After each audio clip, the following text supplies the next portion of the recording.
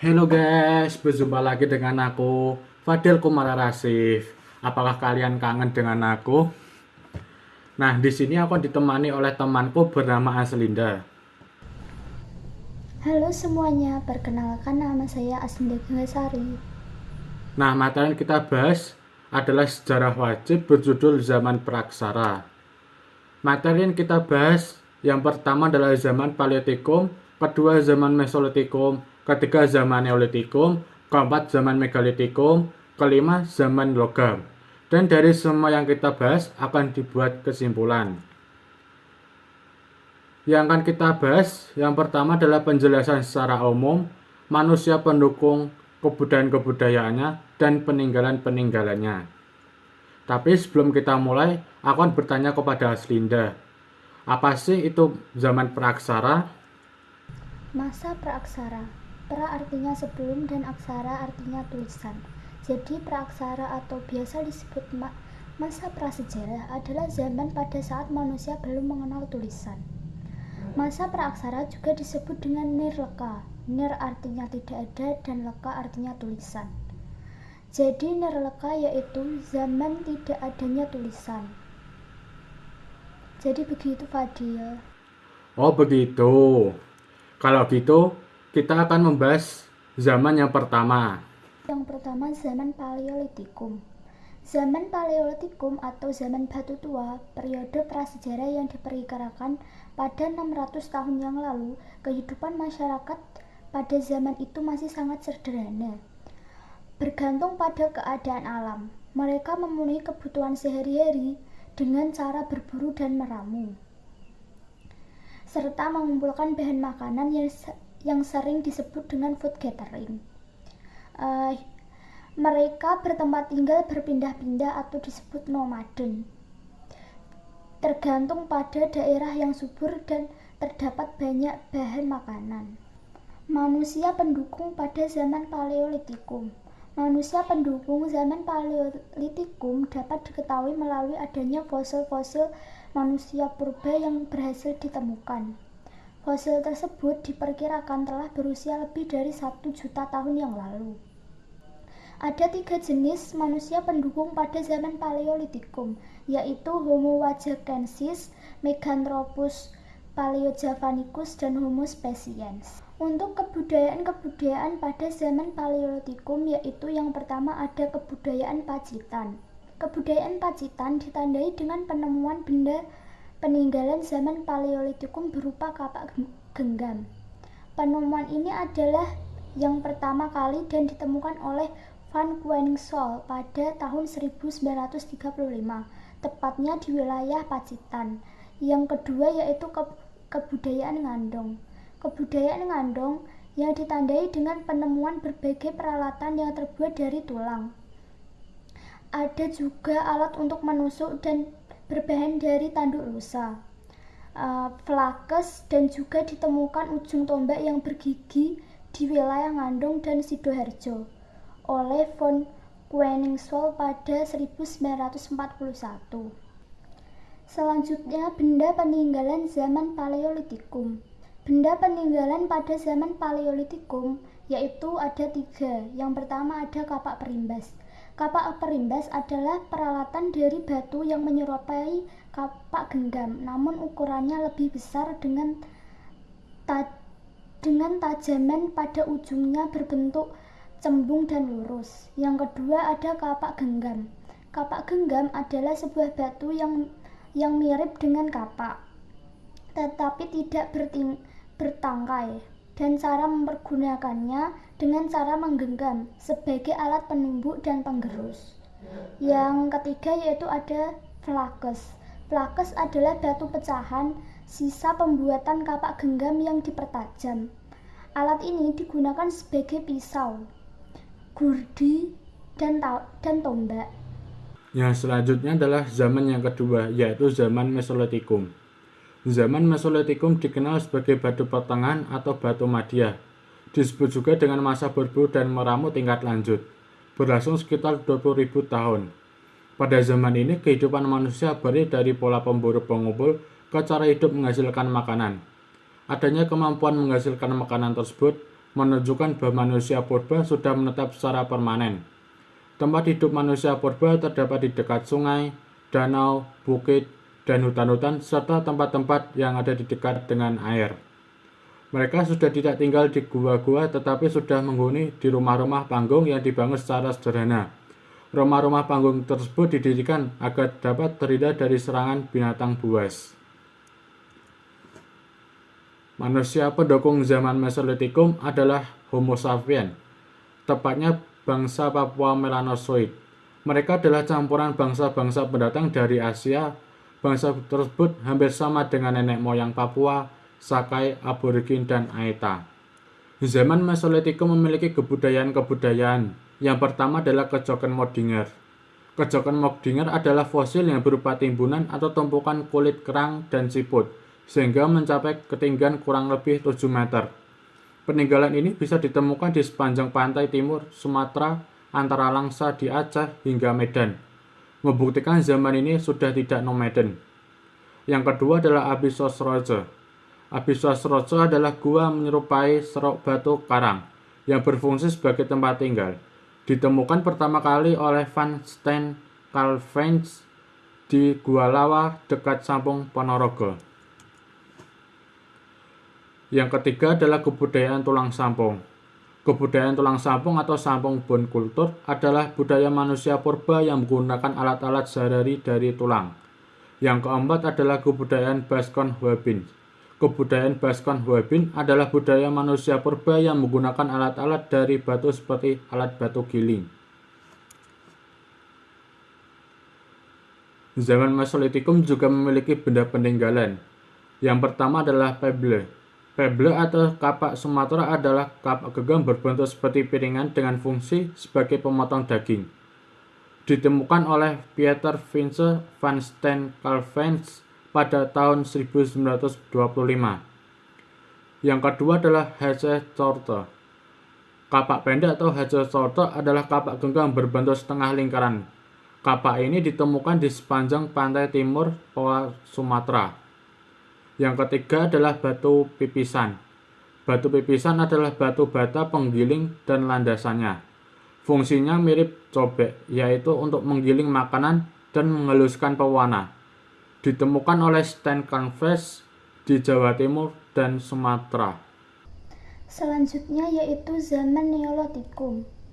Zaman Neolitikum adalah zaman batu muda yang merupakan bagian dari zaman Praksara.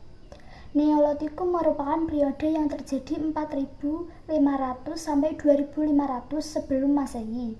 Periode ini mengakhiri zaman batu dan mengawali revolusi kehidupan manusia kala itu.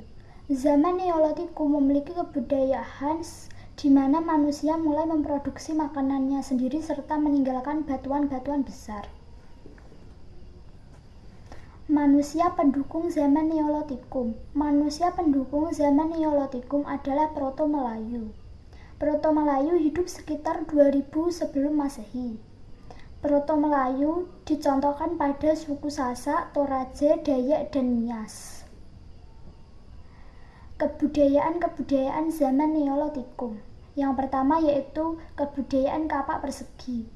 Kapak persegi adalah sebuah alat yang tercipta dari batu yang diasah ataupun diumpan dan digunakan pada masa Neolitikum atau biasanya disebut dengan batu muda. Nama kapak persegi pertama kali disebutkan oleh Van Hoyne Geldern, di mana penemuan ini dikaitkan dengan bentuk alat yang ditemukan, yaitu berbentuk persegi. Yang kedua yaitu kebudayaan kapak lonjong. Bentuk keseluruhan alat ini lonjong seperti bulat telur, di mana ada ujungnya yang lancip ditempatkan tangkai dan bagian ujung yang bulat diasah hingga tajam. Kapak lonjong mempunyai berbagai macam ukuran. Penyebaran jenis kapak lonjong terutama di kepulauan Indonesia bagian timur seperti daerah Papua, Seram, dan Minahasa. Benda peninggalan zaman Neolitikum. Yang pertama ada perhiasan. Perhiasan berupa gelang dan kalung dari batu indah banyak ditemukan di Jawa. Yang kedua, pakaian. Di Kalimantan, Sulawesi Selatan, dan beberapa tempat lainnya ditemukan alat pemukul kulit kayu yang biasanya dipakai untuk membuat pakaian. Kesimpulan bahwa manusia dari zaman Neolitikum sudah berpakaian. Yang ketiga yaitu tembikar. Tembikar berupa pecahan-pecahan kecil, tapi dapat dilihat bahwa tembikar tersebut sudah dihiasi gambar-gambar yang didapat dengan cara menekan suatu benda ke tanah yang belum kering. Yang keempat ada gerabah. Hasil gerabah menyerupai sebuah wadah dalam bentuk kecil. Biasanya hasil dari gerabah ini digunakan untuk alat makan dan minum sehari-hari. Banyak ditemukan di Sulawesi, Banyuwangi, Tangerang, Bogor. Selanjutnya yaitu anyaman. Anyaman yang dibuat dari bahan dasar bambu, rumput, rotan. Hasil dari anyaman-anyaman tersebut adalah wadah yang menyimpan serta meletakkan makanan. Mereka menggunakan teknik anyam. Yang terakhir yaitu peralatan. Peralatan yang ditinggalkan adalah kapak genggam dan lonjong. Ditemukan di wilayah Sumatera, Bali, Nusa Tenggara, Jawa, dan sekitarnya. Yang selanjutnya adalah zaman yang keempat, yaitu zaman Megalitikum. Zaman Megalitikum merupakan zaman batu besar, karena manusia masih hidup memakai batu yang berukuran besar sebagai peralatan sehari-hari. Zaman Megalitikum dibedakan menjadi dua, yaitu zaman Megalitikum tua dan zaman Megalitikum muda. Zaman Megalitikum tua menyebar ke Indonesia pada zaman Neolitikum sekitar 2500 sampai 1500 sebelum Masehi yang dibawa oleh kapak persegi atau Proto-Melayu. Sedangkan zaman Megalitikum muda menyebar ke Indonesia pada zaman Perunggu sekitar 1000 sampai 100 sebelum Masehi yang dibawa oleh kapak persegi atau Proto-Melayu. Manusia pendukung zaman Megalitikum adalah Pithecanthropus atau manusia kera. Terbagi menjadi tiga, yaitu yang pertama Pithecanthropus erectus atau manusia kera yang jalannya tegap, hidup sekitar 700.000 hingga 1 juta tahun yang lalu.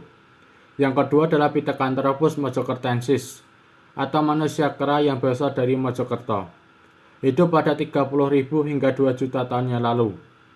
Yang ketiga adalah Pithecanthropus soloensis atau manusia kera yang berasal dari Solo, hidup sekitar 300.000 hingga 900.000 tahun yang lalu. Zaman Megalitikum memiliki kebudayaan-kebudayaan. Kebudayaan Megalitikum adalah membuat benda yang terbuat dari batu berukuran besar. Selain itu, manusia yang sudah mati akan dikuburkan di tempat terpisah dari rumah. Setelah beberapa waktu, sisa-sisa tulang manusia akan dikumpulkan untuk ditempatkan di dalam sebuah kotak batu atau disebut chest, dan dikuburkan kembali ke dalam tanah kuburan yang berbeda. Benda peninggalan zaman Megalitikum yang pertama adalah menhir. Menhir berbentuk menyerupai tiang atau tugu sebagai lambang peringatan kepada roh atau arwah nenek moyang. Menhir pertama kali ditemukan oleh Dr. van der Hoop dan van Heinegaarden di Pasemah. Yang kedua adalah dolmen. Dolmen berbentuk seperti meja dari batu besar yang dijadikan tempat menaruh roh, duduk ketua suku, dan tempat meletakkan persembahan. Dolmen ditemukan di wilayah Punjer, Bondowoso. Yang ketiga adalah bundaran berundak-undak. Bundaran berundak adalah bangunan bertingkat, terdiri atas tumpukan batu yang digunakan sebagai tempat memuja roh pendahulu.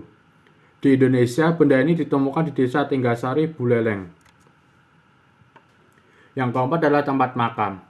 Tempat makam dibedakan menjadi dua, yaitu tempat makam kubur peti yang ditemukan di Kuningan, Jawa Barat, dan waruga atau tempat makam berbentuk bulat atau kubus dan penutup berbentuk segitiga yang ditemukan di Minahasa, Sulawesi Utara. Yang kelima adalah sarkofagus. Fungsi sarkofagus sama dengan kubur peti dan waruga, namun bentuknya lebih terkesan cengkung atau diklaim menyerupai lesung. Ditemukan di desa Keramas, Gianyar, Bali. Yang keenam adalah patung atau arca. Arca digunakan untuk simbol pemujaan serta lambang roh nenek moyang. Beberapa batu patung atau arca ini pernah ditemukan di dataran tinggi Pasemah atau pegunungan sekitar Bengkulu dan Palembang. Yang terakhir yaitu zaman logam.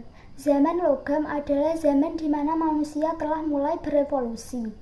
Zaman ini dibagi menjadi dua zaman, yaitu zaman Perunggu yang terjadi pada tahun 3300 sebelum Masehi sampai 1200 sebelum Masehi, dan zaman besi terjadi pada tahun 1200 sebelum Masehi. Zaman ini disebut juga dengan zaman perundingan. Di masa ini manusia mulai mengenal dan terampil membuat alat-alat yang berasal dari bahan logam.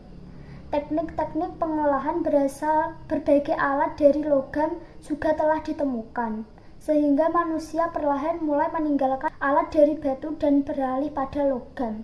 Jika dibandingkan dengan zaman batu, pembuatan peralatan dari bahan logam lebih mudah dan membutuhkan waktu yang lebih singkat.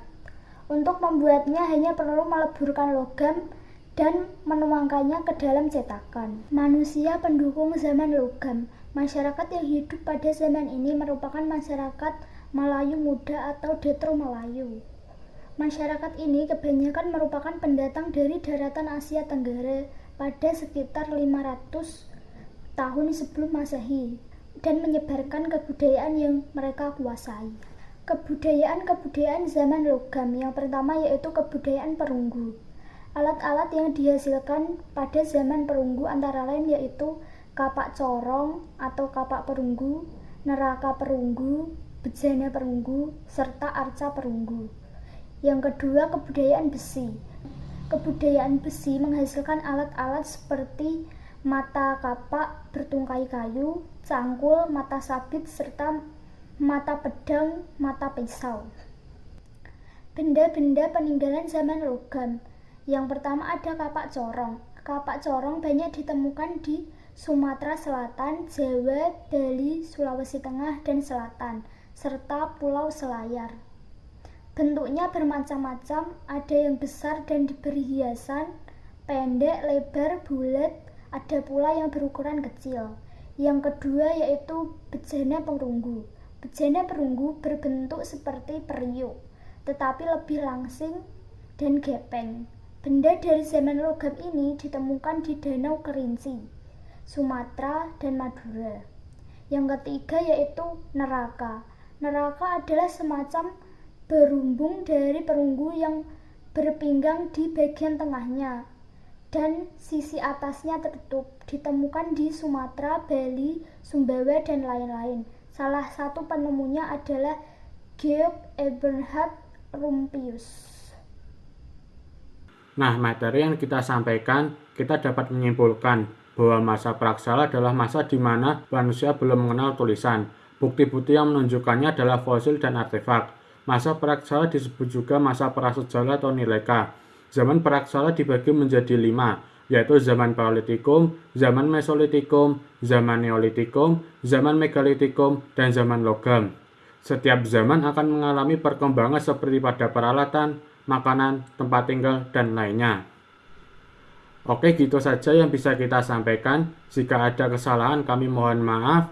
Terima kasih sudah menonton video ini. Apabila ada pertanyaan, bisa komen di bawah. Jangan lupa share, subscribe, dan like. Sampai jumpa di video selanjutnya. Bye-bye.